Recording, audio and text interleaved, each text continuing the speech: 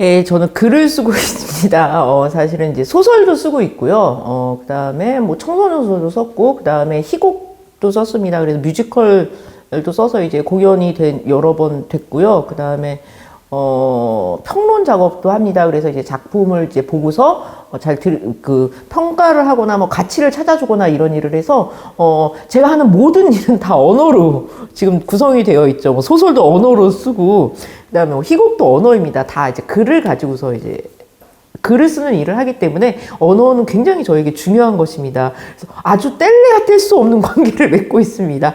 제가 언어를 가지고서 뭔가를 하는 일을 하고 있죠, 지금. 예. 마치 뭐, 언어라는 건 저에게 있어, 야구선수에게 이제 글러브라든지 배트같이 아주 없으면 안 되는 도구나 제 바탕이 되어주는 것입니다. 예. 직업을 이제 좀 좁혀서 말하면 사실은 이제 말과 글을 잘 다루면 좋은 직업들, 그런 능력을 요구하는 직업들이 있습니다. 이를테면 언론사나 아니면 방송계도 이제 그런 거겠죠. 언론사, 뭐 기자 직업은 이제 언어를 다루고 언어를 이제 무기로 삼고 있습니다. 그 다음에 뭐 방송도 마찬가지죠. 뭐 대본을 쓴다든지 뭐 그 다음에 뭐 이런 것들도 이제 언어와 연관이 되어 있고, 또 출판사도 굉장히 연관이 되어 있습니다. 그래서 국문학과 출신들이 출판사에서 굉장히 많이 일을 합니다. 그 다음에 이제 글을 쓰는 직업을 가질 수가 있겠죠. 동화 작가, 동시 작가, 시조 작가, 소설가, 뭐 웹소설가, 그 다음에 만화 스토리 작가, 너무너무 할 수 있는 일들이 많습니다. 글로. 특히 이제 요즘에는 스토리텔링이 각광을 받고 있기 때문에, 스토리를 관련된 과목, 뭐, 게임 시나리오도 쓸 수가 있죠. 국어를, 국어를 전공을 하면, 뭐, 게임 시나리오도 쓸 수 있고, 뭐 광고 쪽에도 굉장히 많이 가요. 홍보 쪽. 그 다음에 이제 국어를 가르치는 선생님이 될 수도 있습니다. 그리고 이제 직업을 갖는 거하고 조금 별개의 얘기인데, 사실은 여러분이 어떤 일을 하시든지, 이제 보고서를 쓰거나 프리젠테이션을 하시거나 여러분의 뜻을 전달하거나 이럴 때 언어를 많이 사용하실 거예요. 그래서 어떻게 보면은 국어 실력이 이제 모든 어떤 직업에도 어떤 직업을 가지시는지 사실은 연관이 되어 있습니다. 예.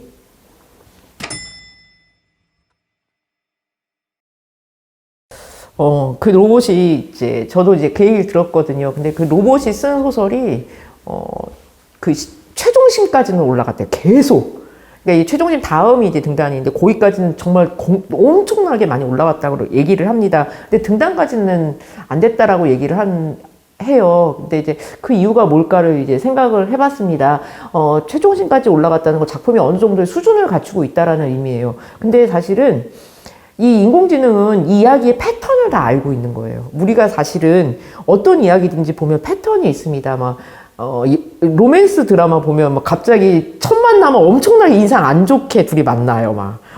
그러다가 이제 오해를 풀어가다가 이제 마음이 가까워지는 순간에 무슨 사건이 벌어져가지고 또 멀어졌다가 그 오해가 풀려서 뭐 힘든 고난을 겪고 사랑을 확인하다, 이 패턴이 똑같아요. 근데 이제 인공지능이 알고 있는 건 이 패턴입니다. 근데 사실은 여러분이 이제 글을 읽어보시면 알겠지만, 사실 인간 소설가가 쓴 소설들이나 작품들도 요 패턴 안에 있기는 해요. 그런데 사람은 요 패턴 아니라 패턴 밖의 것을 볼 수 있어요. 다른 것을 볼 수 있어요. 정해져 있는 어떤 경우의 수 말고도 그 쓰는 사람의 개성이라든지 여러 가지 요건 때문에 굉장히 이 패턴 밖으로 많이 나갈 수가 있어요. 그런 가능성, 그런 것 때문에 아마 인간 소설가가 소설을 계속 좀 쓰지 않을까. 왜냐면은 인공지능이나 컴퓨터는 입력된 그 룰 안에서만 움직이기 때문입니다. 근데 룰 밖으로 나가는 길은 아직 모르고 있기 때문에 사실 그게 예술이거든요. 요즘에 이제 제 집에서 이제 아이가 그러는 거예요. 제가 뭐 포털에서 이제 검색을 하니까, 아니 누가 요즘 포털에서 뭐 정보를 검색하냐. 어쩌고저쩌고 유튜브에서 정보를 검색하지. 요즘 그렇게 검색하는 사람이 어딨냐. 정보는 여기서 찾는다라고 얘기를 하더라고요. 그래서 제가 검색을 해서 이렇게 봤는데, 제가 아마 그러니까 글자로 세상을 먼저 받아들이는 게 자꾸 버릇이 돼서 그런 건지 모르겠는데, 그런 이제 영상이라든지 동영상으로 이제 정보를 얻는 게 제가 되게 힘들더라고요. 근데 이제 계속 보니까 장점도 있어요. 왜냐면은 굉장히 압축을 잘 해주더라고요. 어떤 정보를 그러니까 우리가 글을 보면서 또 어떤 정보를 얻기 위해서는 굉장히 공이나 시간을 많이 들여야 되는데, 이 유튜브는 엄청나게 압축을 시켜서 동영상으로 이렇게 핵심 정보들만 빼서 이렇게 탁탁탁탁탁탁 정돈을 해서 전해주기 때문에 어떤 정보를 굉장히 빨리 아는 데는 굉장히 유용하다라고 생각을 합니다. 그런데 이제 사실은 지식이라든지 사고를 넓히는 것이 어떤 정보를 아는 거에서 끝나지는 않거든요. 제가 아까 이제 남이 씹어준 정보를 외워서는 안 된다라고 말씀을 드렸잖아요. 사실은 이 핵심 정보를 되게 잘 꾸려준 것은 맞는데, 이 핵심을 추리고 그 다음에 이렇게 편집을 한 것은 이 보는 사람의 입장이 아니라 이제 유튜브를 그 만든 사람의 중요하다고 생각하는 순으로 이제 자기가 이제 이렇게 짧게 편집을 해놓은 것이기 때문에 그걸 그냥 보는 것만으로는 그냥 정보는 얻을 수 있어요.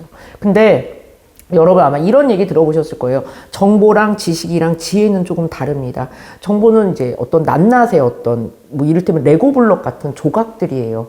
물론 이제 레고로 뭔가를 만들기 위해서는 이 블록이 반드시 있어야 됩니다. 그런데 이것을 가지고서 어떤 유용한 내가 원하는 뭔가를 만드는 것 있죠. 이거 쌓아가지고 뭔가 내 생각대로 뭔가를 만드는, 레고 블록으로 뭔가를 만드는 행위가 사실은 지식이에요.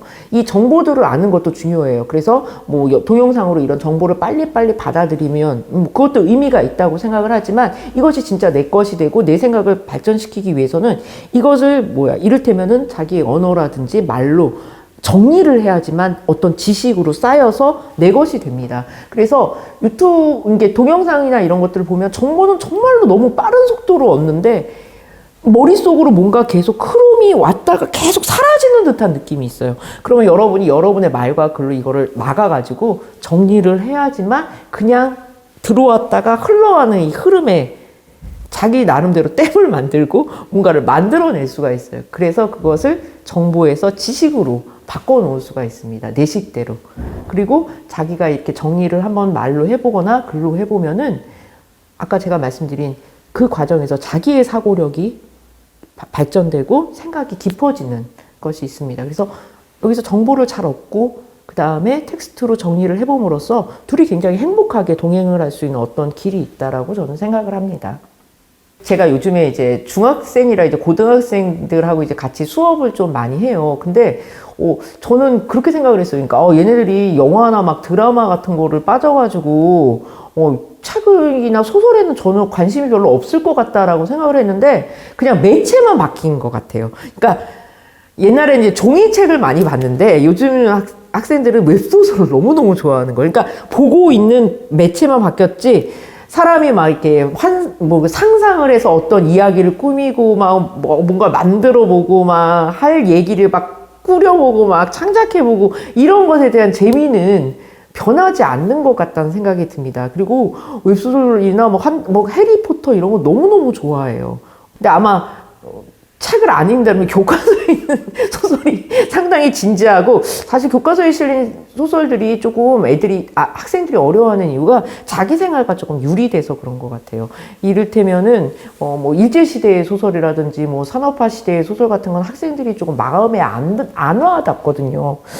이게 인력거가 뭐지 막 이런 거를. 근데 학생들이 좋아하는 소설은 이렇게 보면 그 또래들의 고민이나 생활에 담겨 있을 때 굉장히 좋아합니다. 그러니까 이를테면은 친구들이 굉장히 친하게 지내요, 또래끼리. 근데 자기가 별로 좋아하지 않고 마음에 맞지 않는 또래 집단이 있어요. 근데 얘들은 되게 인기가 많은 애들이야. 근데 얘들이 나를 끼워줬단 말이에요. 그러면은 옛날에 친구가 없어서 되게 외로웠어요. 그러니까 나를 막 없애고 자기 뜻과 다르게 이 또래 집단에 계속 있을 것인가. 아니면은 반에서 좀 애들이 별로라고 생각하고 혼자 노는 친구 있죠. 근데 쟤가 나랑 케미가 맞아. 근데 쟤랑 놀면 얘들한테 따돌림 당할 것 같아. 그러면 얘가 막 고민을 해요. 근데 이런 고민은 고등학생이 정말 하는 고민이거든요. 그렇게 생활과 밀착되어 있는 어떤 이야기들은 여전히 학생들이 굉장히 좋아합니다. 자기들 얘기. 궁금하거든요. 우정이 뭐고 절교가 뭐고 내가 된다는 것은 무엇이고 이런 것들은 여전히 학생들이 되게 궁금해하는 그런 것들을 이제 다룬 이야기들은 여전히 많이 읽고 있다고 저는 생각을 합니다. 고전 문학이 읽기에 처음에 좀 어려운 이유는 지금 제가 말씀드린 대로 거기서 나오는 말들이 너무 생경하기 때문이에요. 사실은 뭐 고리오 영감이라는 굉장히 유명한 작품이 있습니다. 딸바보 아빠의 몰락을 다룬 작품이에요. 거기서 이제 이를테면 묘사를 할 때 빗대는 게 뭐 프란체스코 승려의 허리에 포승줄 같은 괴종시계 막 이러면 일단 프란체스코 수도 이 모지를 머리에 그릴 수가 없는 거예요. 그러면은 이게 엄청난 암호문으로 느껴져가지고 굉장히 어렵습니다. 사실 읽기가 생경하죠. 이렇게 뭐 이게 무슨 말이지 이게 너무 이렇게 배경도 다르잖아요. 그리고 막 동화 같은 거 이게 고전 문학 특히 이제 외국 문학 같은 경우에는 뭐 이 아이들은 모두 모여서 소풍을 갈 때 캐비어 샌드위치를 싸가져 갔어요. 그러면 한국 사람들이 보기에 캐비어 샌드위치 얼마나 부자면 캐비어 샌드위치를 싸가져 가지? 근데 그 북유럽에서는 캐비어 샌드위치가 참치랑 똑같은 거예요. 그런 이제 거리감 때문에 이해를 못하는 것도 있어요. 아마 그런 시간적 거리감, 공간적 거리 때문에 아마 고전 문학을 조금 어려워하시 수도 있다는 생각이 듭니다. 근데 고전 문학의 장점은 뭐냐면요. 고전이라는 거는 굉장히 시간이 오래 지났는데도 사람들이 읽고 있는 작품이에요. 그래서 이게 당대의 그런 모습뿐만 아니라 그 옛날 시대의 모습뿐만 아니라 사람이 살면서 할 수 있는 고민들을 담아요. 이를테면 뭐 데미안 이런 거 읽어보면 여러분도 어떻게 살아야 되는지 되게 고민을 많이 하잖아요. 어떻게 사는 게 정말 나답게 사는 것인가에 대해서 굉장히 고민을 많이 하실 거예요. 저도 그렇거든요. 근데 그 고민이 담겨져 있어요. 그리고 이제 작가가 굉장히 거기에 대해서 설득력 있는 답을 내놨거든요. 그러면은 시간이 지나도 나는 누구인가, 어떻게 살아야 하는 것인가, 이런 것에 대한 질문은 변하지 않아요.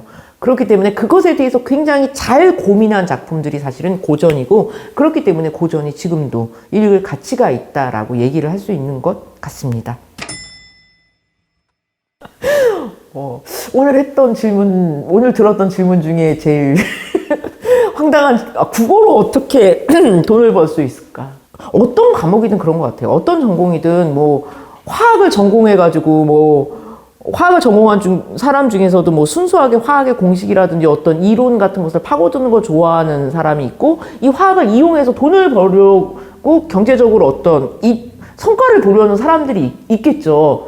이걸 뭐 이렇게 어떤 약품을 만든다든지 새로운 물질을 만드는 데 사용을 하면 돈을 많이 벌 수 있는 거고, 마찬가지로 국어도 똑같은 것 같아요. 국어도 굉장히 자신의 글 실력이라든지 말솜씨를 뽐내가지고 그것을 통해서 어떤 경제적인 이득을 얻는 그런 길을 찾을 수도 있는 것이고, 그 다음에 국어 자체에 대해서 연구를 하면서 세상에 이제 이 국어를 보는 눈을 더 깊게 해주거나 틔워주는 이런 입장도 있는 거죠. 돈을 벌 수 있느냐는 그거는 국어를 가지고 그 사람이 무슨 일을 하느냐에 달려있는 것 같습니다. 일단 여러분 어떤 글이든 쓰실 때 첫 줄이 제일 중요합니다. 첫 줄이 약간 미끼 같은 거예요. 이 책 이거 읽어볼 만한 거예요 라는 것을 보여주셔야 돼요. 그래서 그때 무슨 소리가 들렸다 뭐 이러면 무슨 소리지 막 이러면서 읽게 되는 거거든요. 그래서 첫 줄을 한번 잘 써보세요. 첫 줄이 눈길을 잡아 끌게 되거든요. 그래서 첫 줄에 굉장히 공을 들이시고, 그 다음에 어떤 글이든 마찬가지겠지만 글자가 너무너무 빽빽하면 읽기가 너무너무 힘들어져요. 그래서 적절하게 여백을 이렇게 주셔야 됩니다. 근데 또 너무 짧으면 내용이 없어 보이니까 긴 문장과 짧은 문장을 적절하게 이렇게 조화시켜 주시고, 그 다음에 문장도 리듬을 타면 좋아요. 긴 문장, 짧은 문장, 중간 문장 이렇게 읽는 사람의 입장이나 위치가 돼서 자기 글을 한번 들여다보면은 훨씬 더 전달력이 있을 거라고 생각을 합니다. 저는 이제 언택트 시대가 되어서 사람들이 이제 서로 얼굴을 이제 바라보면서 얘기하기가 좀 힘든 지금 그런 일이 드문 시대가 되었잖아요. 그렇기 때문에 이런 시대일수록 언어가 되게 중요하다는 생각을 해요. 왜냐면은 사실 이렇게 사람이 만나서 얘기를 막 하면 사실 말 말고도 여러 가지 내 의사를 전달할 수 있는 방법이 있습니다. 제스처라든지 분위기라든지 표정이라든지. 근데 만나지 않을 때는 내가 나를 드러내거나 상대를 아는 방법은 언어밖에 없게 되는 거예요. 대면 접촉이 아니기 때문에. 그래서 그것을 만나지 않고 언어로만 서로 소통을 해야 되는 경우가 상당히 많기 때문에 이 말의 중요성이 더 강조되지 않을까라는 생각도 하고 있습니다.